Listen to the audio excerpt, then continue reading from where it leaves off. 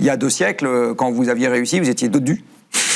Parce que c'était l'héritage d'une époque où, pour passer l'hiver, c'était mieux d'avoir constitué un peu de gras avant l'hiver, parce que si jamais vous n'aviez pas à manger pendant 2 jours, ça vous facilitait la vie. On a quand même une pulsion au toujours plus. C'est ça qui fait que, très étonnamment, quand vous gagnez le SMIC, vous avez envie de gagner 2 fois le SMIC, mais quand vous gagnez 1 million, vous avez aussi envie de gagner 2 millions.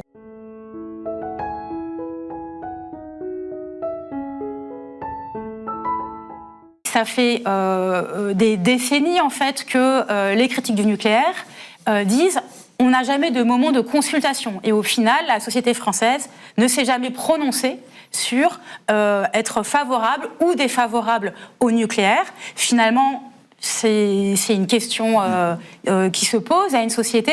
Est-ce que vous considérez, vous dites, voilà, encore une fois, pour vous, c'est une petite partie, mais une partie aujourd'hui importante, stratégique, du moment de transition énergétique. Est-ce que vous seriez favorable à ce qu'il y ait aujourd'hui une consultation sur faut-il ou non garder le nucléaire, compte tenu de tous ces enjeux sanitaires, mais aussi économiques, liés à cette décision-là? Alors, ce genre de consultation, ça existe en ce moment tous les 2 mois, ça s'appelle un sondage. Non, est-ce que c'est la même chose, un sondage et une consultation démocratique? J'ai beaucoup de mal à savoir ce qu'est une consultation démocratique. Dit autrement, c'est quoi une consultation? Un référendum, par exemple? Un référendum, par exemple. Bon. Alors, les référendums dans notre pays, je considère, et ça, c'est pas propre au nucléaire, que c'est des exercices casse-gueule, parce que les rouspéteurs que nous sommes, on a tendance à répondre autant à la personne qui pose la question qu'à la question elle-même.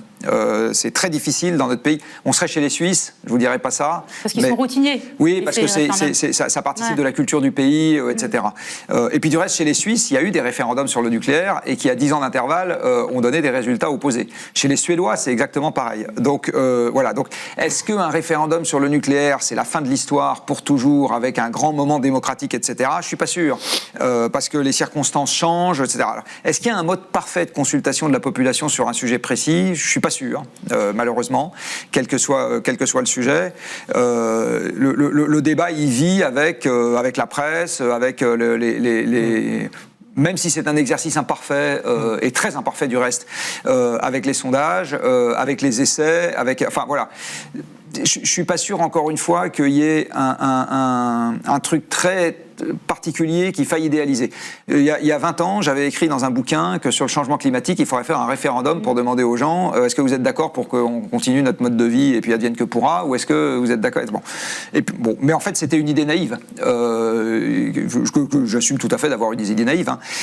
Maintenant, j'en suis un peu revenu au sens où je pense qu'il n'y a pas, encore une fois, un truc parfait qui règle définitivement la question, et puis à côté, que des trucs qui vont pas. Je pense que malheureusement, la vie est plus compliquée que ça, et qu'il y a un certain nombre de trucs pas parfaits avec lesquels il faut composer. Pour comprendre, dernière question, pour comprendre un peu justement d'où vous parlez, quelle est votre vision du monde au-delà de l'aspect expert des choses, puisqu'on parle beaucoup ici aussi d'avenir et de modèles en général, puis vous nous avez dit que le nucléaire c'était une petite partie et que derrière il y avait des changements de société importants. Donc pour creuser un peu juste en dernière question... Je vais dire autrement, c'est paradoxalement la partie facile. Voilà, mais pour atteindre justement la question d'une révolution, puisque vous parlez de révolution par rapport à l'énergie.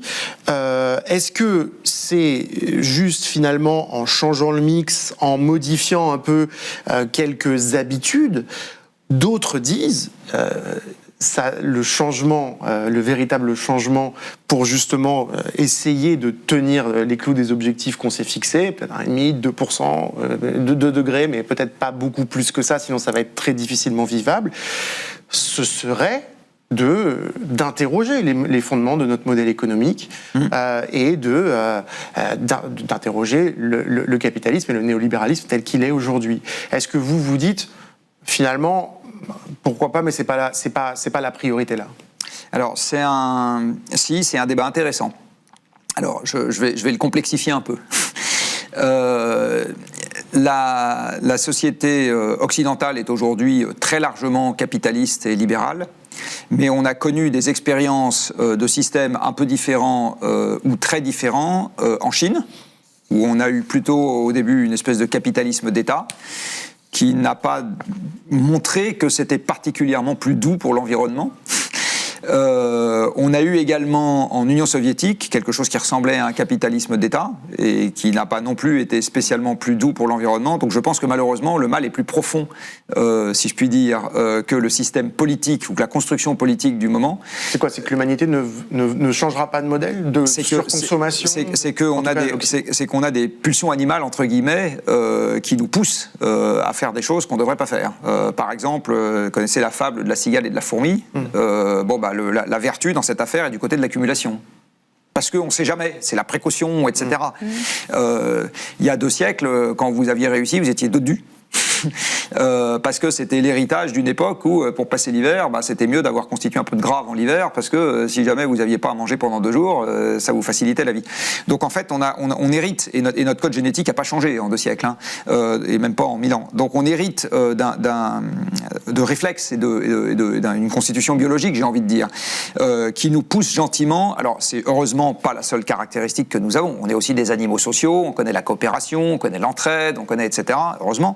Mais on a quand même une pulsion au toujours plus. C'est ça qui fait que, très étonnamment, quand vous gagnez le SMIC, vous avez envie de gagner 2 fois le SMIC, mais quand vous gagnez 1 million, vous avez aussi envie de gagner 2 millions. En fait, c'est-à-dire ça, on ne changera pas, donc le système capitaliste est l'option la plus probable, c'est ça que vous dites? Et alors, je pense qu'il y a des choses qu'on ne changera pas. Je pense qu'on ne changera pas l'envie d'avoir quelque chose à soi qui soit privé.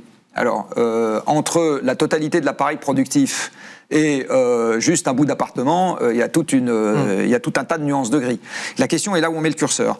Je suis ravi, moi, pour ma part, que la production électrique dans ce pays soit gérée par l'État. Je trouve ça très bien. Je trouve ça très bien. Je trouve que ça a très bien marché jusqu'à maintenant, que le système ferroviaire soit géré par une entreprise publique. Je trouve que ça marche plutôt bien. Voilà. Est-ce que j'ai de plus en plus privé, voilà, est-ce que j'ai fondamentalement envie que mon épicier